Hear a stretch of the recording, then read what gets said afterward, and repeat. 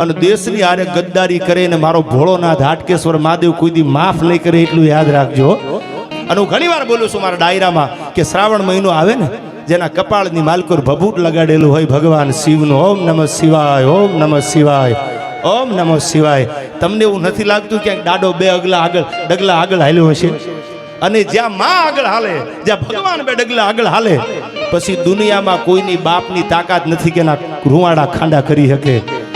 100 કૌરવોની સામે 5 પાંડવો હતા, પણ ભગવાન જ્યાં ભેળો હાલ્યો, કૃષ્ણ જ્યાં ભેળો હાલ્યો, સારથી બની ગયો. अर्जुन है मेरो प्राण અને मैं हूं अर्जुन को प्राण. अर्जुन की सो जीवनी हमारी है.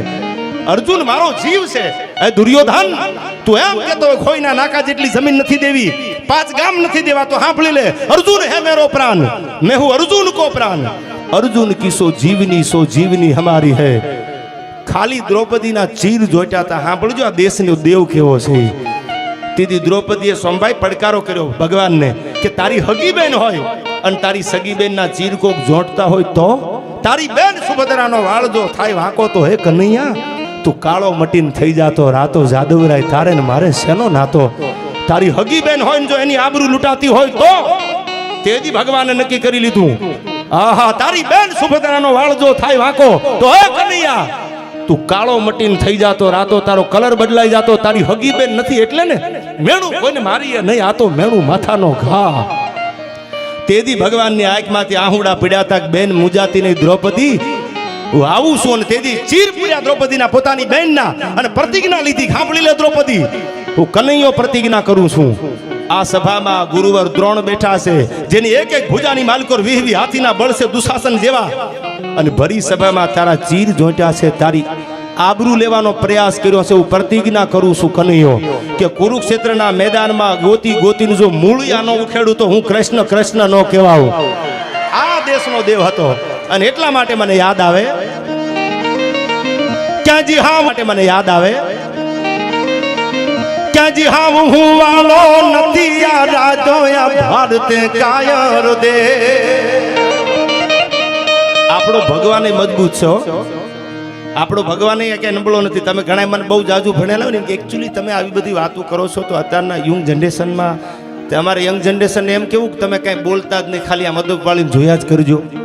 સાહેબ અન્યાય થતો હોય, બેન દીકરીની આબરૂ લૂંટાતી હોય, ધર્મ હણાતો હોય, આપણી ભારતીય ભોમના કોઈ ઠક્કર સાહેબ હિમાળા દબાવતા હોય ને, તેદી કાંડું મરડીને બેઠા થઈ જાય કે વયા આવજો, હામાં અમારી ત્રેવડ છે મરવાની ને મારવાની, તો દેશ ઊભો રહે.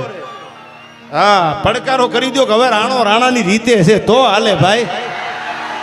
હવે એકચ્યુઅલી ઝઘડો કરવાનો યુગ નથી, બરાબર છે, બધી વાત સાચી. સમય બધું રૂડું લાગતું હોય છે, પણ સમય આવે ત્યારે ભગવાન કૃષ્ણ પણ બોલ્યા છે, યદા યદા હિ ધર્મસ્ય. જ્યારે સમય આવે તેથી ભગવાને સુદર્શન હાથમાં લીધું છે ધર્મને બચાવવા માટે થઈ, અને શમશેરું ખેંચાણી છે. ત્યારે મને પ્રસંગો યાદ આવ્યા. આયા દેશભક્તિનો માહોલ છે, વતન હર ઘર તિરંગા આવ્યું. મને પ્રસંગ યાદ આવે, જિજ્ઞેશભાઈ ગીતો બધા જિજ્ઞેશભાઈને જ ગાવાના છો, આનંદ ઈ જ કરાવશે. આ અમે બે ભાઈ આનંદ કરાવવાના છીએ. પણ સાંભળજો, પ્રસંગ મને બહુ ગમે છે, આપને ગમશે, યુવાનો માટે ખાસ કહું. હર ઘર તિરંગા મોદી સાહેબે આ વખતે કીધું આપણને, ઘરે ઘરે તિરંગો હોવો જોઈએ. દેશ પ્રત્યેની લાગણી અને વફાદારીની એક નિશાની, હર ઘર તિરંગા. ત્યારે હું મારા ડાયરામાં બોલેલો, હર ઘર તિરંગા. તિરંગા શું કામ? માતૃભૂમિ આરે પ્રેમ.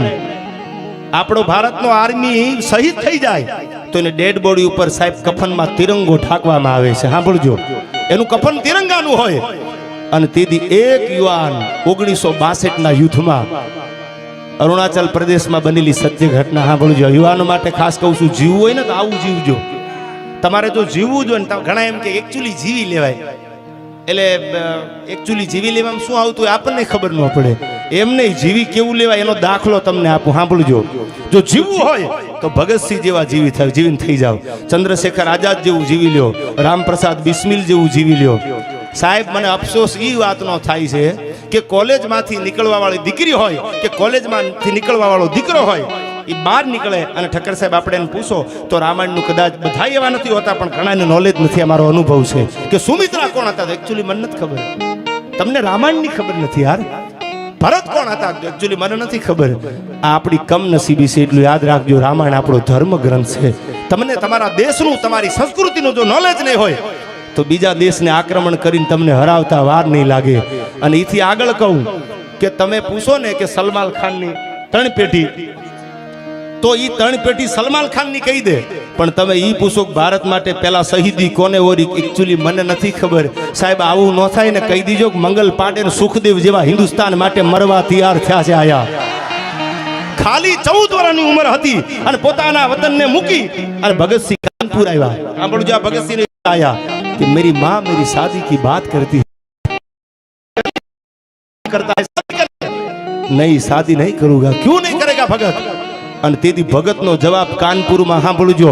આ પંજાબ થી અમને પૈસા નથી આવતા, કવર નથી આવતા કે તમે આઈ લો પૈસા ગુજરાતમાં વાતો કરજો, અમારે બોલવી પડે છે સાથી ઠબકારીને હિન્દુસ્તાન માટે લોહી રહ્યા છે યાર. અને એને એમ કીધું કે ભગતસિંહ ક્यों शादी की मना करता है? तेरी આ ભગત બોલ્યો છે, અબ તો આઝાદી મેરી દુલ્હન બનેગી, આ મારી પ્રતિજ્ઞા છે.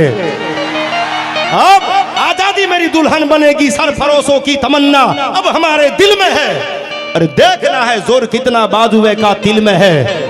राम प्रसाद बिस्मिल ब्राह्मणों નો દીકરો હતો, પડકારો કરીને બોલવા વાળો કે કોની દ્રવર છે અમારા દેશની સામે મીટ માંડે. લાહોરની સેન્ટ્રલ જેલમાં દીદી કાગળ આવ્યો, રામ પ્રાણલાલ મહેતા નામનો ભૂલતો હોય એના વકીલ, અને આમ જ્યાં કાગળ હાથમાં દીધો, ફાંસી લખેલી. તેથી મૂંઝાણા નથી, ટગર ટગર ટગર ટગર સુખદેવ રાજ્યગુરુ અને ભગતસિંહ હામું જો નક્કી કરી લીધું ખવારમાં ફાંસીના માચડે ચડાવે ને તો મોત સામે હાલી જવું છે, પણ મારો હિન્દુસ્તાન જ્યાં સુધી આઝાદ ન થાય ત્યાં સુધી મારી નીંદર હરામ થઈ ગઈ છે. વાત લાંબી છે, ટૂંકમાં કરું છું. સવારમાં ફાંસીનો સમય થયો. સાંભળજો, આ તમને મને આ યાદ રાખવાની જરૂર છે. કેટરીનાએ કેટલી વાર લગ્ન કર્યા ઈ નો યાદ રાખો તો હારું, ભગતસિંહનું યાદ રાખો તો દેશ શકશે યાર. ન્યા ધ્યાન રાખીને બેઠા એની એકચ્યુઅલી ત્યાંથી છૂટું થઈ ગયું છે ને એકચ્યુઅલી પછી બીજે ગોઠવાઈ ગયું છે. દીકરીઓને માટે હું ખાસ કહું છું, સીતા જેવું જીવન જીવજો યાર.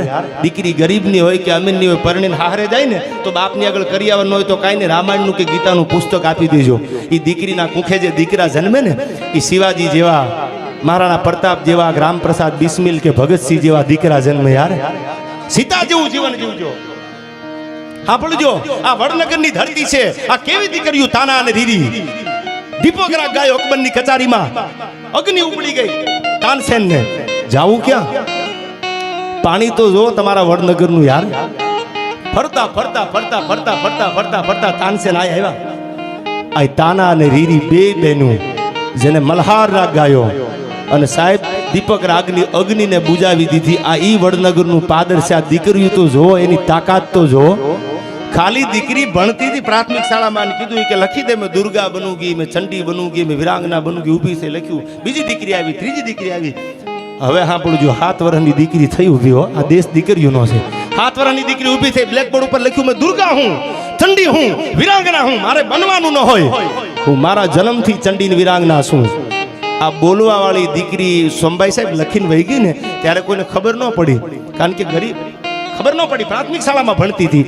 પણ એ દીકરી જેથી 25 વર્ષની 30 વર્ષની થઈ અને ઘોડાના પેગડા માથે જે આમ પગ મૂક્યા ત્યાં તો અંગ્રેજોની સલતનત ધ્રુજવા માંડી. અને અંગ્રેજ ગવર્નરે પૂછ્યું કોણ છે? કે ઝાંસીની રાણી લક્ષ્મીબાઈ તમારી નીંદર હરામ કરવા ઘોડે ચડી છે. આ એ દીકરીઓનો દેશ છે યાર.